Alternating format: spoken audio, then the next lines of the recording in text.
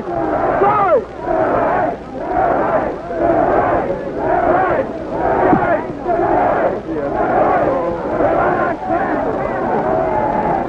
now demand we no longer ask a say in decisions that affect our lives.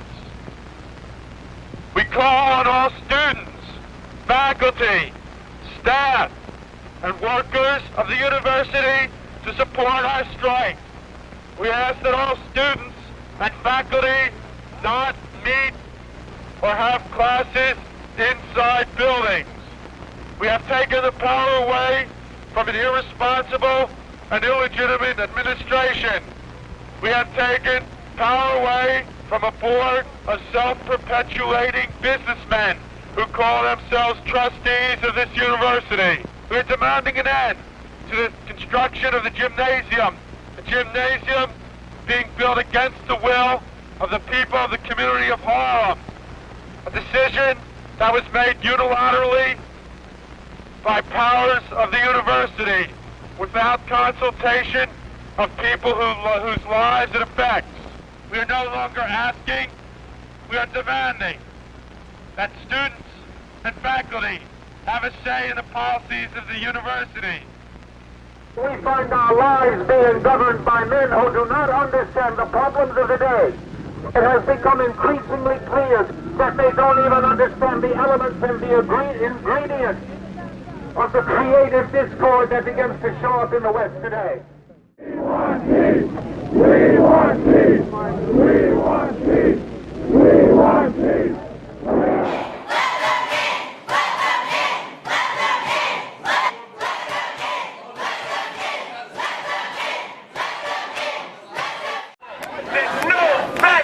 White supremacists will come here and deliver a message without heavy opposition. I'm calling on all of you to join this effort, not just to be in the streets today, but to continue to organize. How can we actually turn this campus upside down? Yes! Turn this city upside down. Lose the job, that shit don't matter. Do you think Columbia is a comfortable space for everyone? No. I don't know how to answer that. I don't think it's a comfortable space for everyone. I think like Columbia is capable of it. I think they have like the resources, they have the like funds to do everything that like students of color are asking of them, but I don't know if that will ever happen. Everyone could do more. Columbia is a brand to me. I feel like they're all about the name.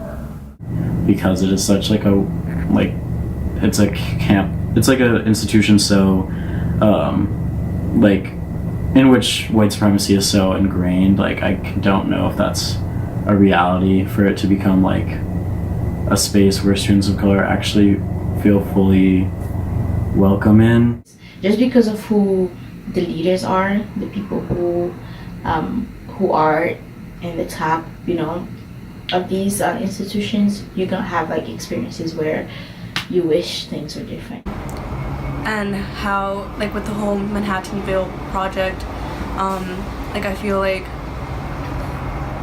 they claimed that they were like helping like the Harlem residents by making Manhattanville, by bringing in jobs and like helping them with their housing, but really they're actually like gentrifying the space and kicking people out that have been living here for many years.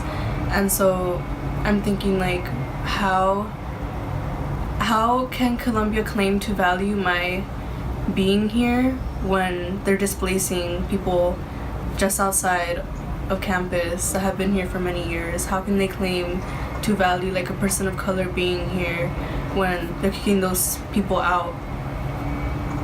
Columbia tries to make it seem like it's a safe haven for everybody, just for publicity reasons. They don't want to be like thought of as like every other white Ivy League. The entire vibe at Columbia makes it seem like it's a double standard. So I feel like it's really hard to not have like these, some type of experience that makes you feel uncomfortable as a person of color, as a person with this type of religion in a certain space and institution. I just feel like it's kind of like cliquey kind of way. I don't know. Yeah, just like with like all the different kinds of like groups that we have. People tend to get clicked up, and then that's how like the hierarchies form. You have like the extremely rich legacy kids at the very top who have zero worries, like no other worries other than maybe do their work. And then you got like the normal kids who just grind out all their work, and then you have the lower income or people that were disadvantaged. I mean, one thing that I do experience a lot is like how much my financial stability, like it affects me here a lot. And that's another thing that's another part of like my identity that kind of made me feel like in a way like uncomfortable here, because a lot of people don't realize that there are low income people of color. They assume that everyone's like well off. So I'm a visual arts major, and in the photography field, like I was in photo one class, and where like you need to like spend money to buy paper, spend money to buy film, blah blah blah, and I don't have a job, and it came to a part where like I didn't have money to buy print. Like I would be taking pictures, but I didn't have money to buy paper to actually make print. When like people would like invite me out to go eat, or like would be like, oh, let's go to this, let's go to that, I'd be like, eat. I can't, like I don't have money to do that. Yeah, that I've experienced a lot. Or when you want to go somewhere for the weekend, or your friend asks, I'm like, I can't really go out because I don't have money to spend to take the subway. So yeah. So Columbia really sells itself on the way that like people can go out into the city, can learn from the city, but it's not that easy for people that are low income. When I was home, I thought I had money, but that was a lie when I came here. So I think it's just like the kind of like shock of like, oh wow, there's actually like people like that have it all basically. Mm-hmm. They don't have to worry about anything, and I do have to worry about stuff like my identity, like my racial identity has been like a really big part of my time here. I feel like my identity makes people think less of me. I don't even see that many people with my same skin color, and I feel like the people that do, well, the people who look like me don't even act like me. People who feel the need to tone down their blackness, whatever the hell that means, whether it's how you speak, how you move in your body, or how you present like your hair, because like obviously I'm black because like you can't tell my foot, whatever. So like stuff like that, some people feel the need to tone it down because they don't want to feel uncomfortable, they don't want to make others uncomfortable. And it makes you think about why would people feel uncomfortable in the first place about you being who you are as a person, your race or whatever. But sometimes I feel like they disown our own race. My mom also did the same thing where she went somewhere far away from home, and she got a lot of like questions of like, oh, do you like you're still around, kind of like vibe kind of from people. So that's what kind of affected me too, because I don't know, I just feel like we're not recognized often. So I feel like people are always questioning whether Black women deserve to be in these institutions, and I just feel like I have to work twice as hard to prove them wrong. Back home I was just like surrounded by like a lot of Native Americans, so I feel that kind of like shock being here. Because a lot of time I find myself in spaces where like I'm the only Black woman, or I'm the only Black person in the room, and it's like in my psyche somewhere that these people are different from me. It feels like a constant like questioning, like, is this actually where I'm like meant to be? Like, they probably don't think I'm as smart as them, or like, what is it about me that makes me like deserving to be here, like compared to all these other kids? Or they just straight up think that I got here due to affirmative action because I'm kind of smart for being brown, therefore they thought I can be their token brown person. Especially within the classroom, you can tell who went to like top private schools and like boarding schools and like had really rigorous like exposure to like these topics. Whereas my school was more for disadvantaged kids, more for kids that either were coming back from jail or were trying to come back and finish their degree due to like pregnancies or anything else like that. So my curriculum was not structured the same as like everybody else's. And I'm just like way behind, and like it makes you feel kind of stupid. Maybe not feel like I was as smart as these people, like I didn't deserve to be here. And even with the professors that they pick, they all have these special accolades related to them, but even the professors like don't know how to teach, or they don't relate to the student. I feel like as a queer person of color, Chicanx, there's always like, I always feel kind of different in my classes. Where I'm thinking about how I'm presenting myself as a person of color. I was talking about like first-hand experiences with gentrification, and they were still like, oh, like there might be some good things with gentrification, even though I had just said that it was not good at all. Like I felt like my experiences like with gentrification like were being like invalidated.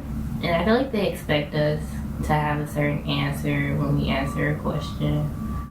Everything that I've experienced has like a huge impact, enough for it to like be something that I think about every day, even in my essays at school. I feel like once again, most of them probably come from these prestigious high schools or something of that nature. They're all about their academics, which is fine, but they're not like, you can't socialize with them. Because I remember I went to like a party and they're like, this guy like asked me and he's like, oh, isn't that like basically Asian? I'm like, not really though, but okay. There was a song playing and then he said the N-word, and then my friend was like, so I asked him, I was like, so did you tell him that he can't say that? He was like, no, because they're at a party and people are having fun, blah blah. He doesn't want to be, stop, hey, yo, you just, you can't do that while, people are enjoying themselves, so he didn't want to do that. I just feel like where I come from, people are not entitled, and everyone here seems to be that way. And they make their presence known. This is the first time maybe that they've been around a lot of people of color, so I've heard things that I'm like ignorant sounding things that you'd think at an institute like that people would be more mindful, but it's not always the case. I feel like since I'm really like reserved, I don't really like talk to people that much, so I don't really like got into a situation where like someone that had like a problem with somebody. I kind of isolated myself on this campus because I felt like I had to. One of the people from like NAC like just contacted me like, oh hi, like this is our Native American Council group and you should join and stuff like that, and that's how I found them. And I really just try to associate myself or like to be friends with people that I know are kind of similar to me, because in that way like I don't feel as left out or uncomfortable at Columbia. Honestly, I try to find the people that relate most mainly to me. I feel like Native Americans are not really known, so that kind of bugs me kind of in a way. Like sometimes we're not really represented in like kind of like political kind of stuff. I feel like it's not enough representation from each race or different backgrounds. Before coming here, I thought Columbia was just a melting pot of like every college, but once I got here, I came to realize that this is a white institution made by white people for white people, and since obviously times have changed, they've adjusted a little bit, but not really. Columbia talks about diversity a lot, and I don't feel that it's equal.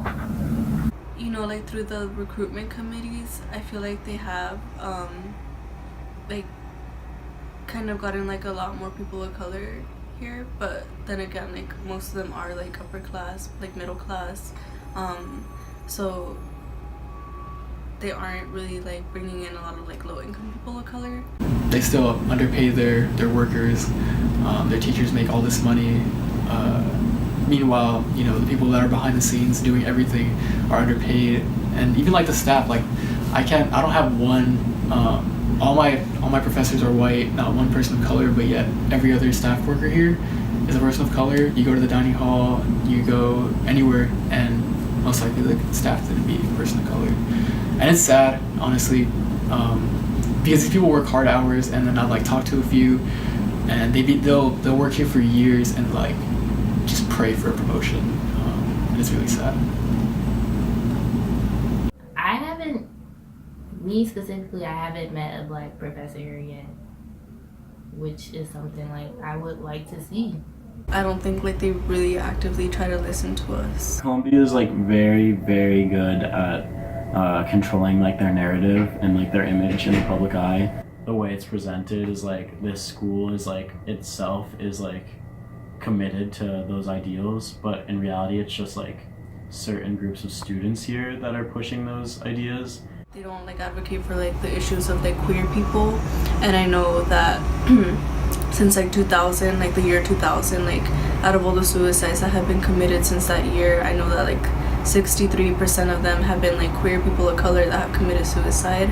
So I feel like Columbia is not doing enough for everyone, or for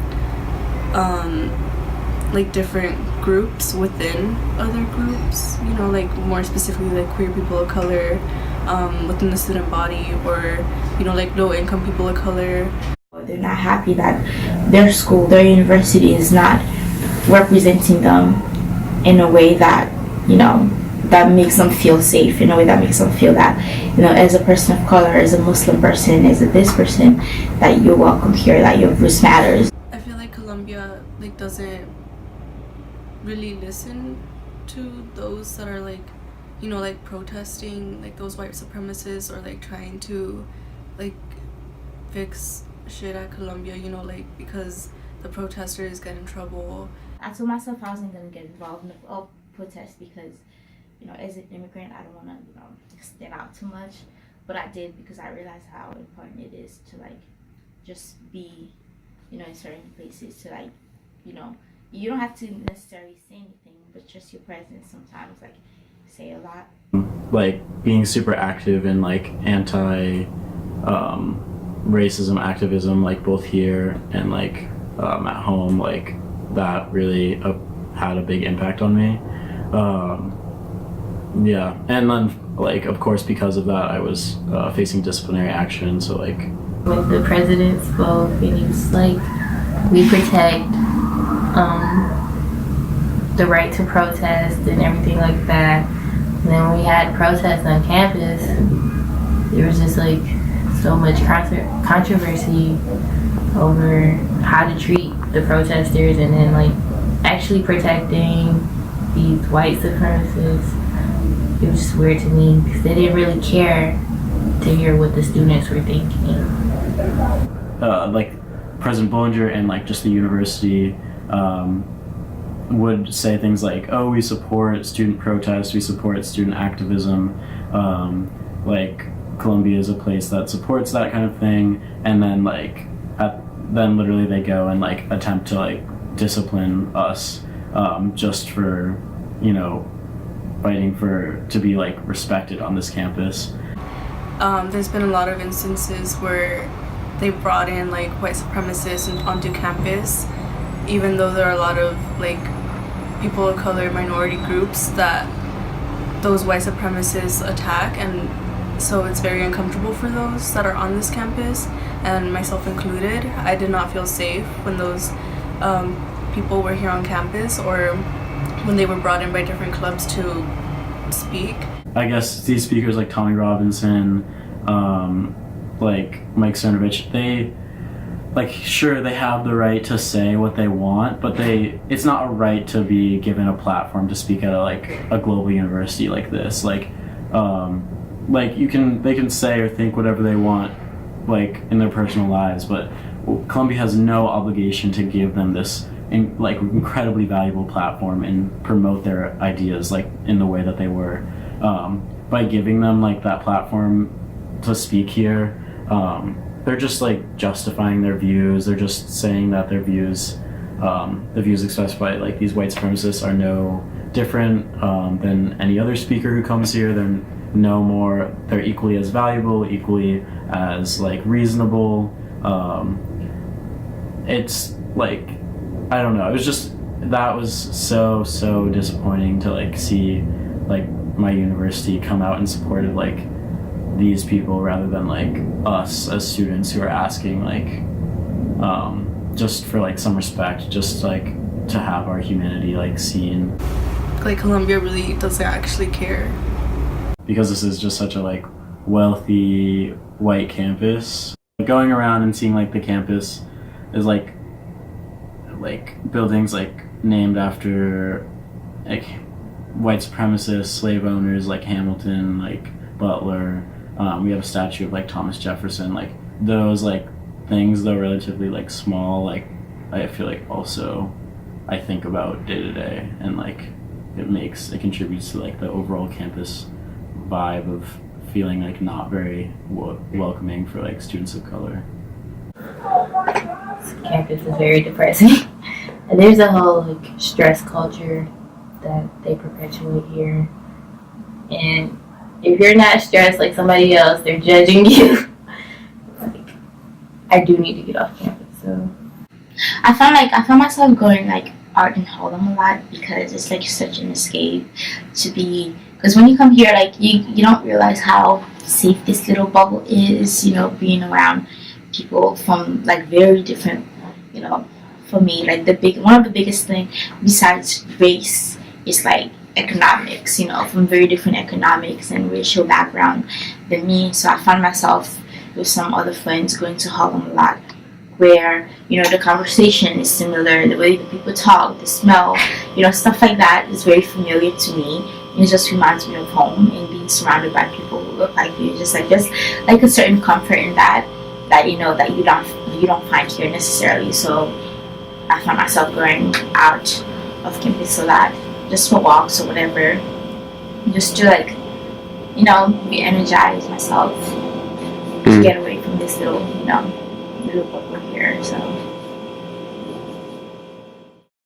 But I really feel like there's like a whole bubble around Columbia, and with all like the work that there is, I don't feel like I can always like get out of Columbia, and when I do, I feel really good. Sometimes I go around here, like I go to Harlem sometimes, and then we go to Times Square. I've been to some of the museums. Everything else is just a better vibe in Columbia.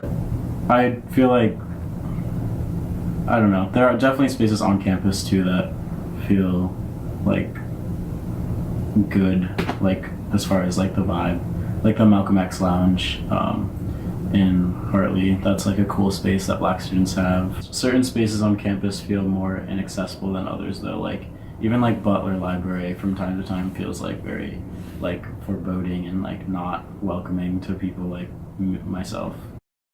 Students right now are the vanguard, but it's the masses of people in the area in New York around Columbia that's finally going to stop Columbia. Well, sometimes there seems to be a kind of contradiction between support action and fighting your own particular kind of oppression, which is what we're always talking about. But in fact, what we came to see during the strike was that when you want to oppose an institution of that sort, you have to do it on all fronts. You've got to fight on all fronts. Right.